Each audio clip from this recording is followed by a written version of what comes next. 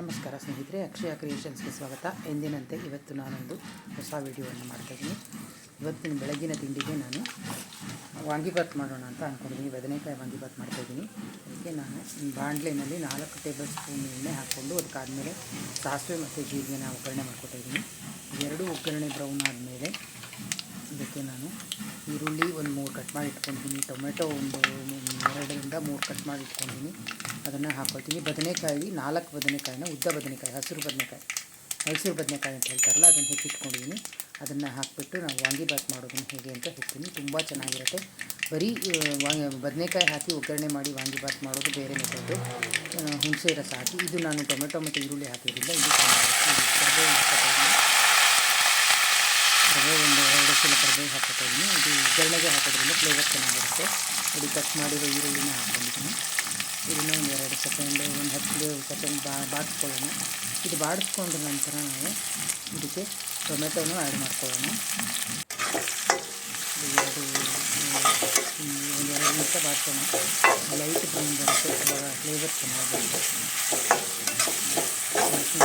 Videos ನಿಮಗೆ ಇಷ್ಟ ಆದರೆ ಒಂದು ಲೈಕ್ ಮಾಡಿ, ಶೇರ್ ಮಾಡಿ, ಕಮೆಂಟ್ ಮಾಡಿ. ಮುಂದೆ ಹೊಸ ವೀಡಿಯೋಗಳನ್ನ ನಾನು ಹಾಕೋದಕ್ಕೆ ನನಗೊಂದು ಮೋಟಿವೇಶನ್ ಸಿಗುತ್ತೆ. ನನ್ನ ವೀಡಿಯೋಸ್ನ ನೋಡಿ ಒಂದು ಕಮೆಂಟ್ ಮಾಡಿ ಸ್ನೇಹಿತರೆ. ಅದು ಟೊಮೆಟೊನ ಹಾಕ್ಕೊಂಡಿದ್ದೀನಿ. ಟೊಮೆಟೊ ಕೂಡ ಅಷ್ಟೇ 3ರಿಂದ 4 ಬೇಕಾದರೂ ಹಾಕ್ಕೋಬೋದು. ನೀವು ಹುಳಿ ಜಾಸ್ತಿ ಬೇಕು ಅನ್ನೋ ಹಾಕ್ತೀನಿ. ನಾನು ಟೊಮೆಟೊ ಹಾಕ್ತೀನಿ. ಇದನ್ನು ನಾನು ಬಾಡಿಸ್ಕೊಳ್ಳೋಣ ಒಂದು 2 ನಿಮಿಷ. ಇದನ್ನು ಅಷ್ಟೇ ನೀಟಾಗಿ ಟೊಮೆಟೊ ಎಲ್ಲ ರಸ ಬಿಡೋವರೆಗೂ ಬಾಡಿಸ್ಕೊಳ್ಳೋಣ. ಬಾಡಿಸ್ಕೊಂಡ ನಂತರ ನಾವು ಇದಕ್ಕೆ ನೋಡಿ, ಇವಾಗ ಬಾಡಾಯಿತು. ಇದು ಎಷ್ಟು 2 ನಿಮಿಷ ಬಿಟ್ಟಿದ್ದೆ, ಬಾಡಿದೆ. ಇದಕ್ಕೆ ನಾವು 1 ಚಮಚ ಅರಿಶಿಣವನ್ನು ಹಾಕ್ಕೊಳ್ಳೋಣ.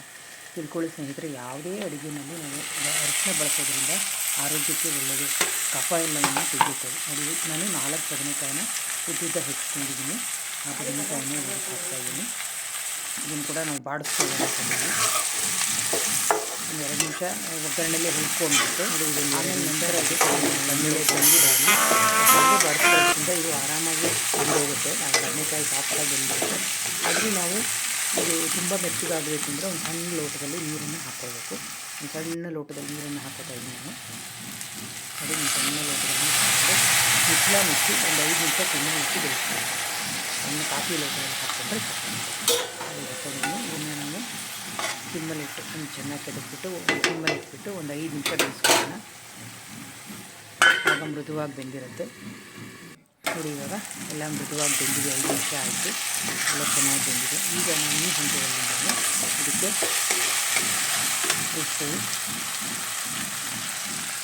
ಉಪ್ಪನ್ನು ಹಾಕ್ತಾಯಿದ್ದೀನಿ. ಉಪ್ಪು ನೀವು ಇದನ್ನು 4 ಜನಕ್ಕೆ ಆಗೋಂಗೆ ಮಾಡ್ತಾಯಿದ್ದೀನಿ ನಾನು. ನೀವು ಎಷ್ಟು ಬೇಕಾದರೂ ಅಷ್ಟೇ ಹಾಕ್ಕೊಳ್ಬೋದು. ಇದು ನಿಮಗೆ ಎಷ್ಟು ಜನ ಇದ್ದಾರೆ ಅದರ ಐಟಮ್ ಹಾಕ್ಕೊಬೋದು. ನೋಡಿ, ಇದಕ್ಕೆ ನಾನು 1 ಸ್ಪೂನ್ ಮತ್ತು ವಾಂಗಿಬಾತ್ ಪೌಡ್ರನ್ನ ಹಾಕ್ತೀನಿ. ಇದು ಮನೆಯಲ್ಲೇ ಮಾಡಿದಂತಹ ವಾಂಗಿಬಾತ್ ಪೌಡ್ರು, ಇದನ್ನು ಹಾಕ್ತಾಯಿದ್ದೀನಿ. ಈಗ ನೋಡಿ, 1 ಹೋಳು ತೆಂಗಿನ ತುರಿನ ಹಾಕ್ಕೊಂಡಿದ್ದೀನಿ. ತೆಂಗಿನ ತುರಿ ಹಾಕ್ಕೊಂಡ್ರೆ ಟೇಸ್ಟ್ ಇನ್ನೂ ಎನ್ಹಾನ್ಸ್ ಆಗುತ್ತೆ, ತುಂಬ ಚೆನ್ನಾಗಿ ಟೇಸ್ಟ್ ಆಗುತ್ತೆ. ಇದನ್ನು ಹಾಕಿ ನಾನು ಹೊಡಿತಾಯಿದ್ದೀನಿ. ನೀಟಾಗೆಲ್ಲ ಮಿಕ್ಸ್ ಮಾಡ್ಕೊಂಡು ನಾವು ಈಗ ನಾನು ಆಗಲೇ ಆಲ್ರೆಡಿ ಒಂದು ಕುಕ್ಕರಲ್ಲಿ ಅನ್ನ ಮಾಡಿಟ್ಕೊಂಡಿದ್ದೀನಿ ಪಾವಷ್ಟು. ಅದರಲ್ಲಿ ನಾನು ಒಂದು ಅರ್ಧ ಪಾವಷ್ಟು ಅನ್ನದಷ್ಟು ನಾನು ಇದಕ್ಕೆ ಹಾಕ್ಕೊಂಡು ಕಲಿಸ್ತೀನಿ. ತುಂಬ ಚೆನ್ನಾಗಿರುತ್ತೆ. ಅಂದರೆ ಅನ್ನನ ಮುಂಚೆ ಮಾಡಿಟ್ಕೊಂಡ್ಬಿಟ್ಟಿರಬೇಕು. ಇದು ಉದುರಾಗ ಅನ್ನ ಮಾಡಿಟ್ಕೊಂಡಿದ್ರೆ ಇದಕ್ಕೆ ಕಳ್ಸೋಕ್ಕೆ ಸರಿ ಹೋಗುತ್ತೆ. ನೋಡಿ, ನಾನು ಅರ್ಧ ಪಾವಕ್ಕೆ ಎಷ್ಟು ಅನ್ನನ ತೆಗೆದಿಟ್ಕೊಂಡಿದ್ದೀನಿ. ಹಾಕಿ ಎಲ್ಲನೂ ನೀಟಾಗಿ ಮಿಕ್ಸ್ ಮಾಡ್ತೀನಿ. ನೀಟಾಗಿ ಎಲ್ಲ ಮಿಕ್ಸ್ ಮಾಡೋಣ. ನೀಟಾಗಿ ಮಿಕ್ಸ್ ಮಾಡೋದ್ರಿಂದ ನೀವು ಈಗ ಅನ್ನನೂ ಬಿಸಿ ಇರೋದ್ರಿಂದ ಮತ್ತು ಒಗ್ಗರಣೆನೂ ಬಿಸಿ ಇದೆ, ಮತ್ತು ತಿರ್ಗಿ ಏನು ಬಿಸಿ ಬೇಕಿಲ್ಲ. ಸ್ಟವ್ ಆಫ್ ಮಾಡಿ ಕೂಡ ನೀವು ಇದನ್ನು ಮಿಕ್ಸ್ ಮಾಡ್ಕೋಬೋದು. ನೋಡಿ, ಈಗ ನಾನು ನೀಟಾಗಿ ಮಿಕ್ಸ್ ಮಾಡಿಟ್ಟಿದ್ದೀನಿ. ಇವಾಗೆಲ್ಲ ಮಸಾಲೆ ಎಲ್ಲ ಸೇರಿಕೊಂಡು ಇದಾಗಿದೆ. ಈಗ ನೋಡಿ, ನಾನು ಇದನ್ನು ಒಂದು ಬೌಲಲ್ಲಿ ಹಾಕಿ ಒಂದು ತಟ್ಟೆಲಿಟ್ಟಿದ್ದೀನಿ. ಸೌತೆಕಾಯಿ ಸ್ಲೈಸ್ ಮಾಡಿದ್ದೀನಿ. ಇದಕ್ಕೆ ನೀವು ಈರುಳ್ಳಿ ಸ್ಲೈಸು, ಟೊಮೆಟೊ ಸ್ಲೈಸು ಮತ್ತು ಕ್ಯಾಪ್ಸಿಕಮ್ಮು ಏನು ಬೇಕಾದರೂ ಇಟ್ಕೊಂಡು ಜೊತೆಗೆ ತಿನ್ಬೋದು.